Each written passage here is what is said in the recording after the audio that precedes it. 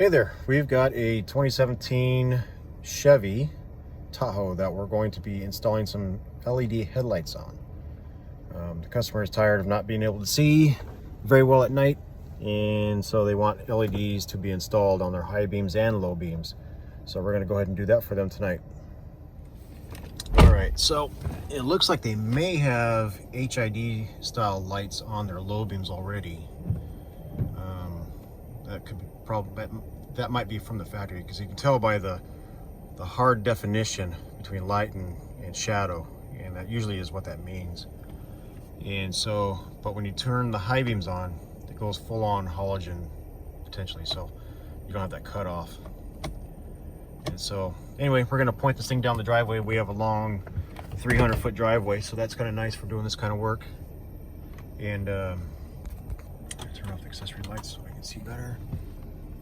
So that makes it nice for getting a good visual. And it freshly snowed, so we have a nice blanket of more of a dusting really, but it's about maybe ½ inch deep. A fresh white powder. Oh, there goes Mrs. S. She's on her way to her dad's house for the evening to go spend some time with him. You going to Papa's house? Yeah, bye. Love you. See you later. Alright, so we're gonna back up and let her get out of her way. So let's back up and get out of her way and try not to hit anybody else while we're in the process of this. There she goes, the Alaskan sled.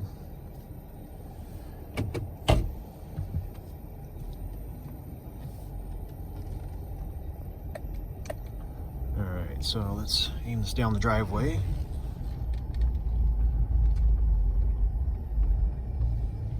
And see what we see. Alright, so indeed they are, and you know, they're not great. And not crazy bad either. Anyway, in any case, they want the LEDs, and so we're going to do that.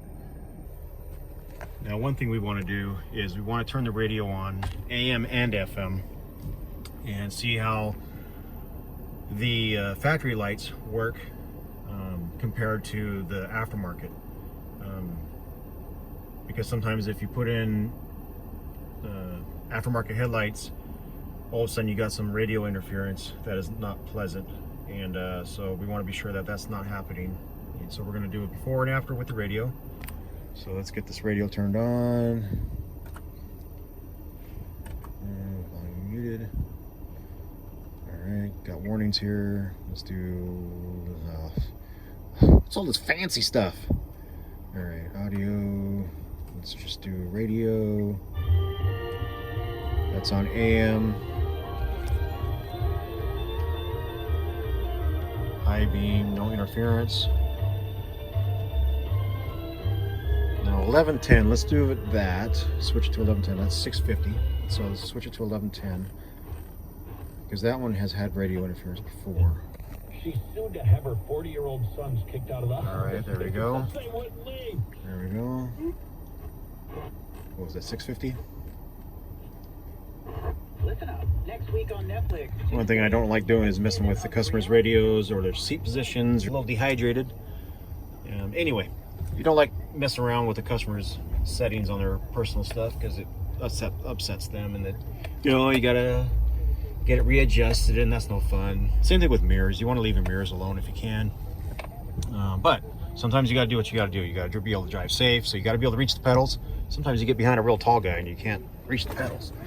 Or you get somebody who's got no legs at all, and then you can't even get in the front seat. So you got to be able to do that too. So, and in this case, we got to play with the radio a little bit to ensure that we're not causing any issues with radio interference with these aftermarket headlights that we're going to put in.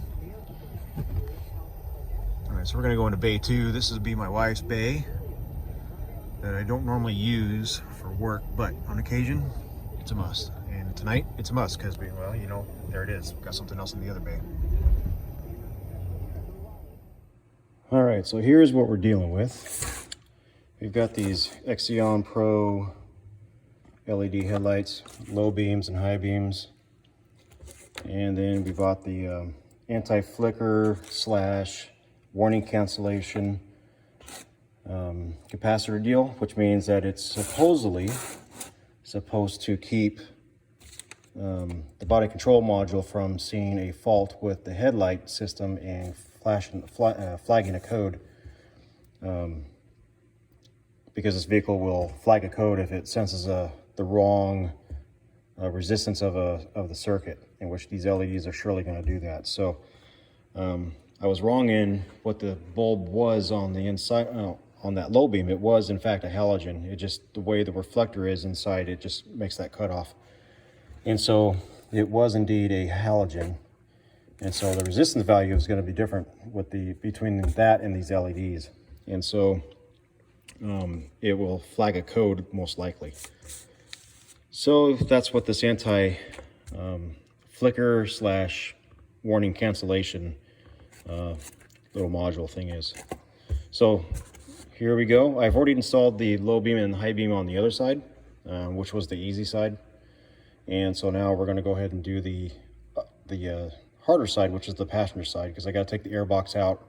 There's a little bracket, support bracket I got to remove. And so to do that, I got to take the front cover off, which is not a big deal. It's just a bunch of little clips. So let's get to it.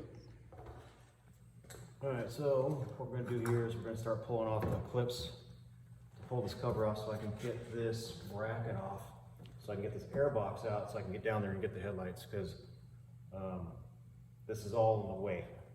They make the headlights convenient to be able to get to, but put all the stuff in the way, can't get to it. And these little covers go over the headlight bulbs, the factory headlight bulbs, but once you get the LED stuff in there, you've got all this extra wiring. It's these big adapters that are there, and they're not going to tuck inside the housing, so you can't use these. So we're just going to have to tuck those up nicely and with some zip ties and suck them into a harness somewhere, and then we'll just give these to the customer as well as the bulbs, so that way they can use them later on if they like, if they ever decide to go back to factory bulbs. And so we'll just do that. So we're going to start pulling these clips off and get the passenger side done.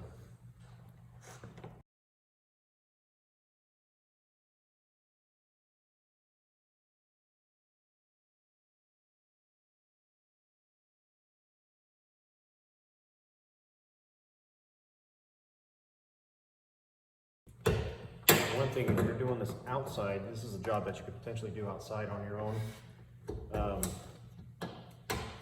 Where we live, it's pretty chilly, and although it's not very cold right now, we just got our first, what some people might call a significant snowfall, but it was only about ½ an inch. But anyway, it's starting to get cold outside, so if you're doing this outside, these clips will most likely break on you, as well as plastic paneling. So be careful when you're doing that. Got the battery charger on triple charge right now to keep the battery charged up while we're playing with the headlights.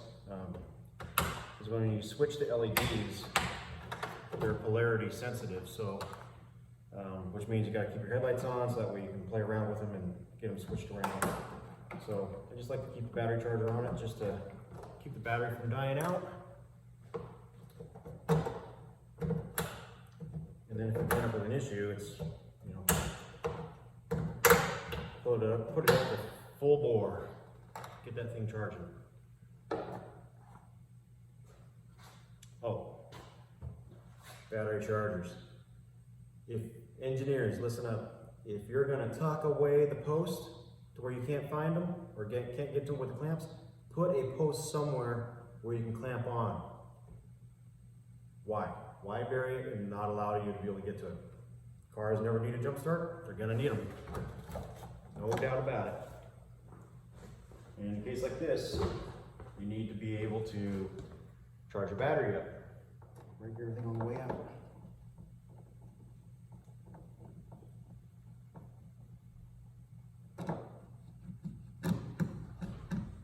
Extra screws, use those.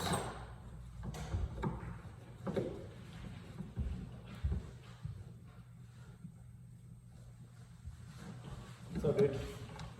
Not much. I hear you hacking up a lung in there. I haven't been doing that. Huh?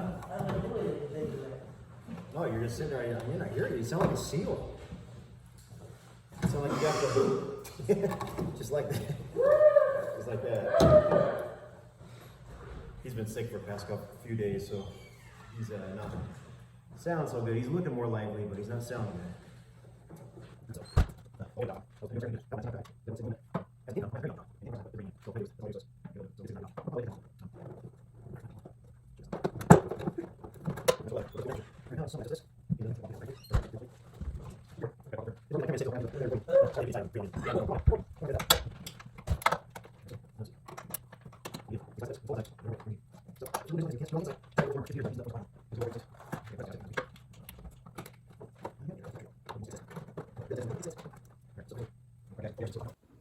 The warning cancelator / anti-flicker device here. All right, so anyway, so it comes with these little glass cases. And all you do is you don't install it with that case on. This is just simply to protect it from damage when it's being shipped. And it comes in a pretty padded box. I mean, it's pretty impressive how they ship them. I've never really seen these LEDs in anything else, but anyway, they ship them in a little foam dealie, and then they cover them up with this glass lens. That's pretty slick. They go through the lengths to protect their equipment, their product. Same way, you just unscrew it, just like that. And then you just pull that off, and that little clear dealie is supposed to go with it. They say do not touch the LED portion, the diodes. And so we did not touch it, got rid of it. And they say you can either screw this back in, like so, or leave it out. I'm going to choose to leave it out because I don't want this thing to vibrate loose and then wind up bouncing around inside the housing. You could probably put a little dab of blue Loctite on there and call it good. But I'm just going to leave it off. So, and the orientation of the bulb is when it's clocked in, the wire should be up top. So now we're going to go ahead and try to finagle our way in there. I think first I'm going to take the high beam bulb out of there first. That might be a good idea. So just turn it to the left, pull it on out. Again, you gotta finagle it out because they don't give you much room in here, that's for dang sure. That's for dang sure. Why they don't make room for people, I don't know. Most mechanics have pretty good sized hands.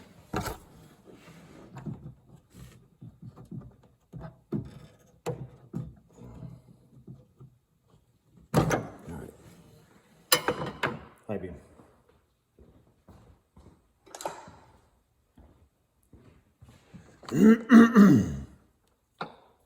High beam. And push the pigtail to the side so we can get the bulb in there without pinching a wire.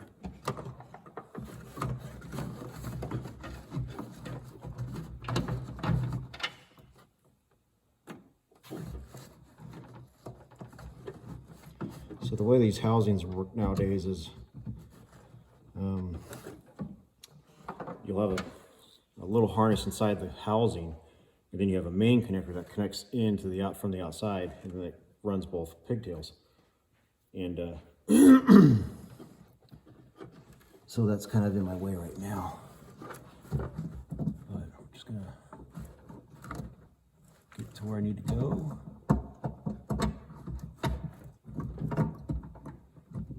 And get her clocked in.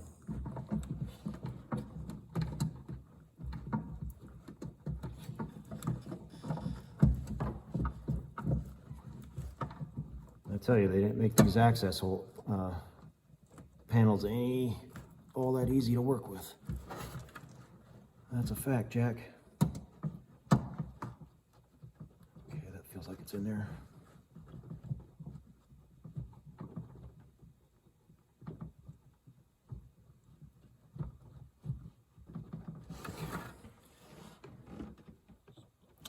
grab our anti-flicker. And this is a 50-50 shot because they don't make these connectors one way or the other. They can go in either way, just like that. So it'll go in like that, and you pull it around, out, turn it around, and it'll go in like that too. So, and what they say in their instructions is, if you hook everything up and it doesn't work, change to polarity, which means swap your connector over. Simple, simple. Kind of silly that that's the way it has to be, but we're going to start off with red to the positive because it's got a little positive and negative indicator on here. And we're just going to roll with that and see if it works first shot. However, it doesn't have it on that one, so unless you know what the wiring schematic is for the car, you're not going to know. And so it's, again, it's 50-50 shot. So black is normally ground, so we're going to do the black to the ground.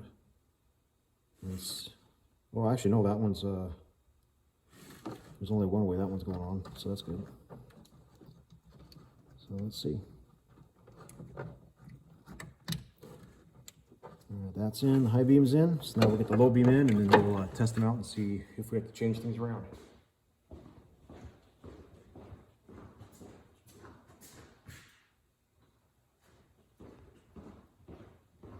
Hey, what a dork, I already brought it over here.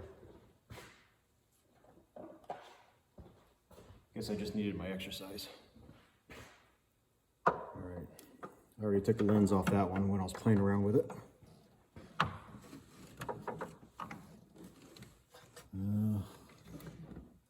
Make sure I can find my pigtail. Because once you get this thing in here, it's pretty massive, so it's hard to move around in there.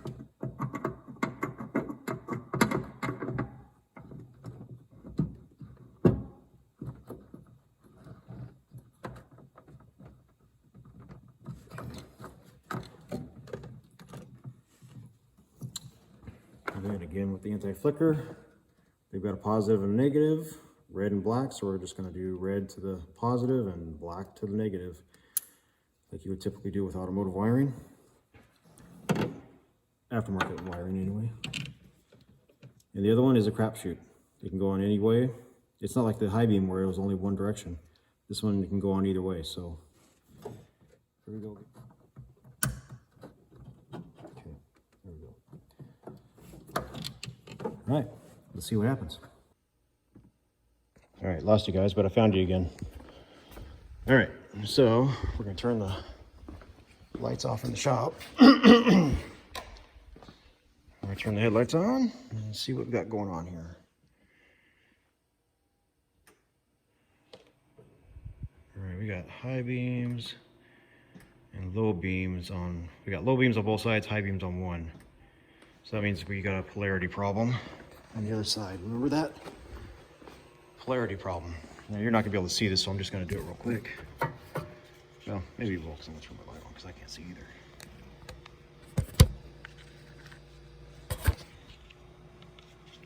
So, let's try this crapshoot. Let's see what happens.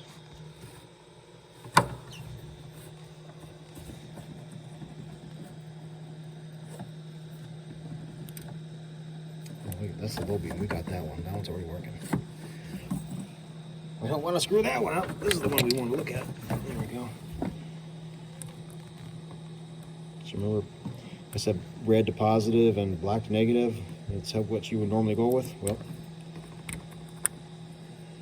all right. Well, we're going to try to twist it around on the other end. Let's see what happens down there, because that didn't work. That should have been a one-way deal. What in the world, man? What in the world, man? I got that one. Yeah, you probably heard of the Charger kicked up to full-on nuclear, as Erica would say.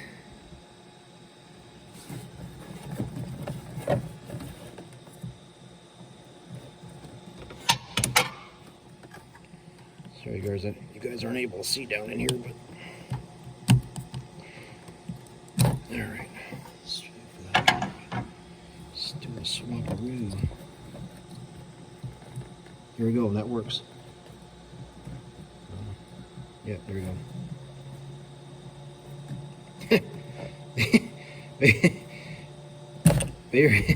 Here's the geniuses of these guys.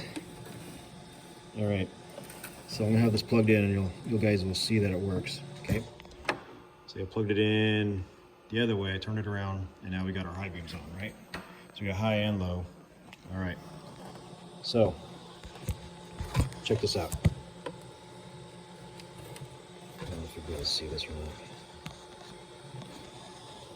So it goes in like that. You can see the little clip right there up top. Well, they didn't put one on the side that it actually needs to go to. It's on that side. So what we're going to do is we're going to see if we can swap these wires around in the pin. Let's just swap the pins around and do that. All right, so I'm going to turn the lights back on so I'm not living like a bat. And we're going to, how do you turn this camera lens around? Sorry guys, I'm trying to figure out this recording stuff. The old phones never used to have this problem. It used to be, yeah, you could just swap around whichever side you wanted. Facing you or facing away. Super easy. I don't know why. I need a kid. Where's my son? He knows how to operate this stuff. I don't know what I'm doing. All right, sorry about all that. All right, so what we're going to do is see if we can swap these pins around. Beep, inside this connector. That way the lock tab can actually lock on the little nub here. So, it should be fairly easy. And we got a little tab inside there that we can move with a pick. And we will get that swapped around. When you do this, be sure to turn your power off. That way you don't accidentally short something out. You blow a fuse and you have to go buy another fuse. And let me tell you, fuses aren't cheap these days either. Nothing is. All right, so get the little tab and you just bend it over just enough to where you're able to unlock it from the pin. And hopefully that pin will slide right out. Sometimes they could be a bit of a bear.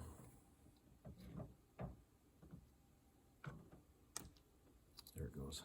See? Just like that, you just pull the pin out. Now remember the orientation of which way it goes in, that way you can lock it. Because some guys will forget and they'll just jam them in there and you'll break the tabs and then you can't lock the pin in, and then when you go to connect it, it pushes the pin out and it doesn't make a connection.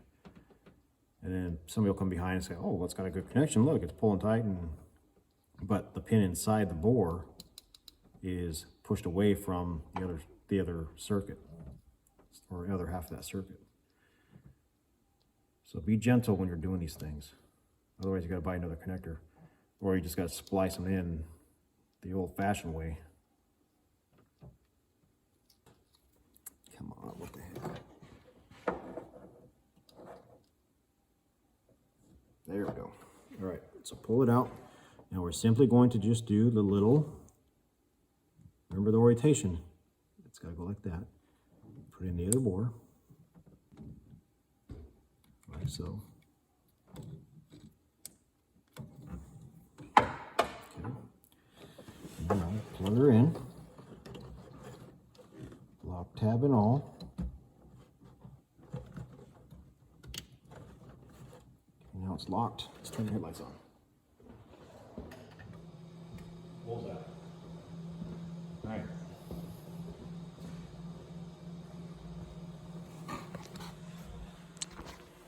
And now you can see we've got the high beams and low beams on both. It doesn't appear there's any adjustments on them. Some of the LEDs you can do adjustments, and these don't appear to have that. So hopefully they project well. We'll have to see. All right, let's get her outside and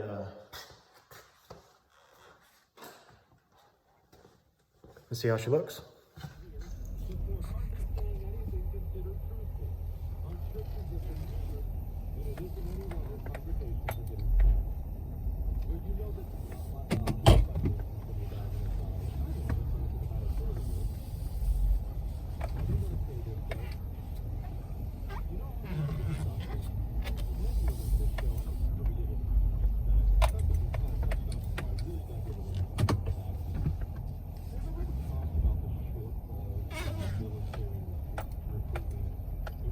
That was the steering wheel, I promise.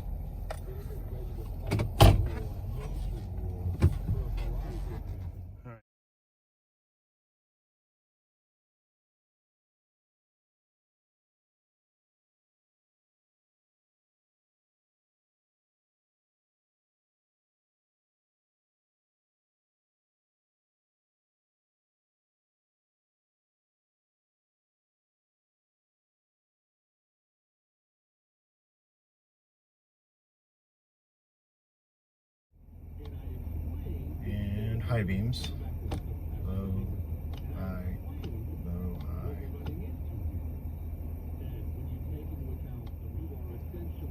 Of course, these are the style where they're guaranteed to not blind other drivers either, which are completely annoying when that happens. So they're stated to be anti-glare, which is what needs to happen because you don't want to be blinding anybody else either. All right, so don't forget to subscribe and hit the like button and ring that bell. And we'll see you guys on the next one.